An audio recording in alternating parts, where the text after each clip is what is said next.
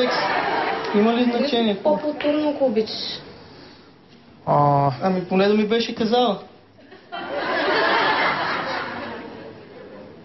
Значи, просто това не е секс за пари. Какво е? Че така се получава. И кой е бил човека? Питайте кой е бил човека, да Няма знам. да говоря. Не, виж, Дидо, за нас това не е от значение. Ма за мен е. Това е ваш проблем и вие ще си намерите начин да го разрешите. Ако тя иска да ти каже, ще ти каже. Ако не иска, няма да ти каже.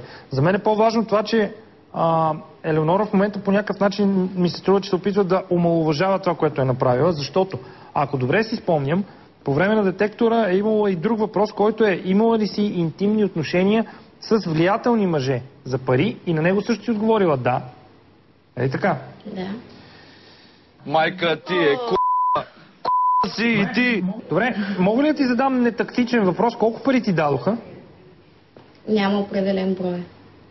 Тоест не е било веднъж и всеки път е било различно? Не е като да отидеш и, примерно, ще ти дам толкова и толкова пари, лягаш си с мен и си тръгваш. Просто нищо общо с това. А как беше? В зависимост от това дали ме харесало, те ти дават повече или по-малко? Значи мъжът е бил един единствен, аз съм имала връзка с него, изпитвала съм нещо, както и той, и ми е давал пари. Това е. Това е нормално, като е с този мъж. Еми да, аз какво казвам? Като няма кой друг да й даде, що като има и без това връзка с някой друг, той дава пари, тя да ги върне ли? И да отиде при оня мъж да ти дава, ако стои в къщата на Давид. Он е женен. Има жена и дете, човека. Еми, значи не е само виновното им и тя ще ходиш с женени, примерно ще. Лъжки от Давид момчето. Да се обеси, бе, брат. Искам само да се обеси. Ако някой друг и се отвори пред нея, естествено, че ако обстоятелствата се позволят, ще го прави. И пари ще взимаш, ще го прави. Ти с деца живеят живота спокойно и не ти бъркат. От той искаш да се бесат. Да, това казвам, че лично не. Ма за негово добро, бе. Бе, Паул, стига си взима отношение, бе. Щом правиш секс за пари, беги нататък по магистралата, застави някъде да се редат. Добре, не искам да те поставям повече в неудобно положение, затова мисля да минем нататък. Въпрос номер 15 към теб, Ели. Смяташ ли, че тялото ти струва повече пари, отколкото си взимала от мъжете, с които си правила платен секс? Да. Вашият отговор е...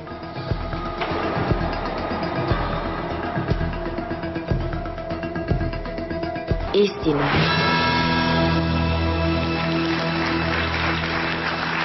За 5 бона, браво! А да вича духа.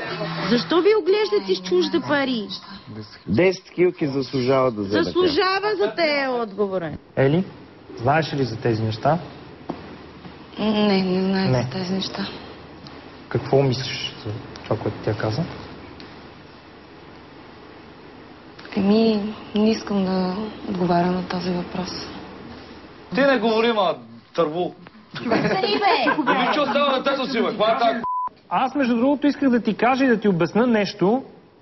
Ели може да ми се разсърди, но исках ти да го знаеш, защото и затова казах, че тези въпроси са от особено важно значение, защото по някакъв начин те биха могли да разрешат съдбата на вашата дъщеря Анджелина. Определено.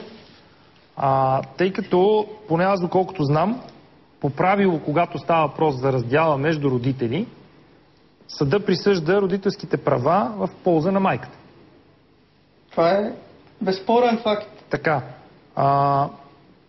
При наличието на такива признания, които направи Елеонора обаче, ти би могъл да се пребориш за това Анджелина да остане при теб. Да, и смятам да го направя. Ма тя има 5000 лева, ти нямаш нищо, човек. И сега, той затова върви вече 2 метра пред нея, защото сега психически е повел за детето. Може би звучи по някакъв начин цинично, но това е добра новина за теб, Дидо. Това беше последния въпрос от това трето ниво. След като Дидо излъга, както знаете по правилата на шоуто, вие се борите за половината от парите, които са изписани на пирамидата, или с други думи, Ели току-що спечели 5000 лева. Браво, браво, браво, много се радвам. Много се радвам. Много. Браво, Ели. Преди да продължим нататък, искам да ви кажа какво предстои. На следващото ниво очакват само Елеонора, разбирате вече, след като Давид излъга, 3 въпроса и възможност да спечелиш 10 000, ако ми говориш искрено. Въпросът е в момента да си дадеш сметка сама за себе си. Дали искаш да продължиш напред и да чуеш още подобен тип въпроси, или смяташ да се откажеш с спечелените до момента 5000 лева. Продължавам. И аз щех да играя, ако тя беше... Знаеш що? За тебе съм абсолютно сигурен. И знам защо. Вие и двамата сте склонни да заложите на карта спечелените до момента 5000 лева. Преди известно време ви питах колко струва найема в Велинград и вие ми казахте 200 лева. Ако добре мога да смятам, това са 25 найема или 2 години. И вие искате да ги сложите и така на карта и да си продължите нататък. Не, така ли? те пари ще му ги дам на него. Да си живее вкъщи с майка си. Добре, давам ви наистина 15 секунди да помислите и да вземете окончателно решение. Или това е повече към теб, отколкото към него, защото той така или иначе вече само присъства. Продължаваме. Добре, продължаваме нататък.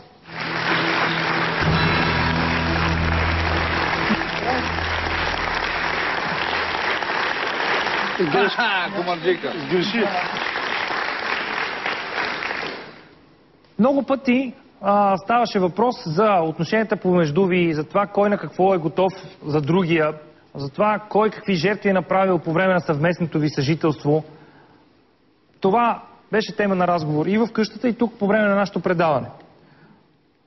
Аз смятам, че ние имаме достатъчно добър въпрос, който можем да зададем на Елеонора, за да си даде сметка Давид за още някои неща от съвместното ви съжителство и съвместните ви отношения. Въпрос номер 16. Ако някога се наложи, би ли дал единия си бъбрек, за да спасиш Давид?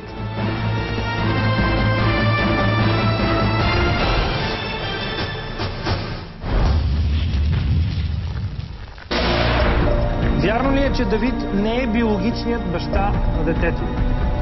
Не. Смяташ ли, че постъпи като истински мъж, когато ухажорът на Елеонора Николай влезе в къщата на Big Brother? Да. Вярно ли е, че не направи нищо срещу Николай, защото те е страх от него? Да. Вярно ли е, че богатият ти ухажор Николай ти е предложил брак? Да.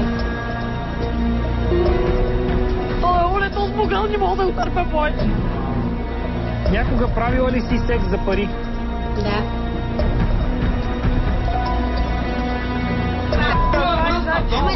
Защо ще е така, бе? Ама защо да е тапък? Защо да е човек? Защото е такава. За какво? Дали са и парички. Защото е била принудена, що? Не е като да излезеш на магистралата и да идеш и да си легнеш с някой за пари. Но как то пак си е чисто това? То си е секс. Има ли значение? По-културно го бъдеш. Смяташ ли, че тялото ти струва повече пари, отколкото си взимала от мъжете, с които си правила платен секс? Да.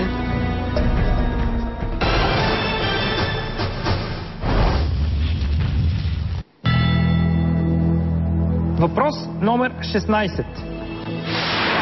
Ако някога се наложи, би ли дал единия си бъбрек, за да спасиш Давид? Никога. Да.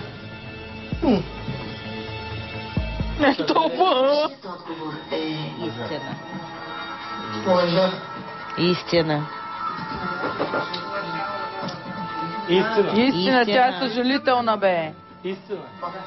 То трябва да не си човек, да... Дай ще го дам непознат човек. Лъжа.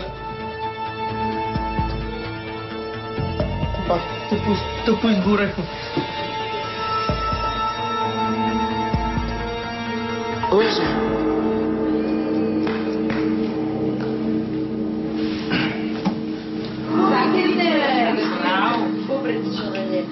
Гостичка, много момиче, вземе 5 Да не даде малко парички, за да ходя по-механички. Нищо няма вече. Нямат нищо. Големи паланте. Вземе си 5 хил тикет.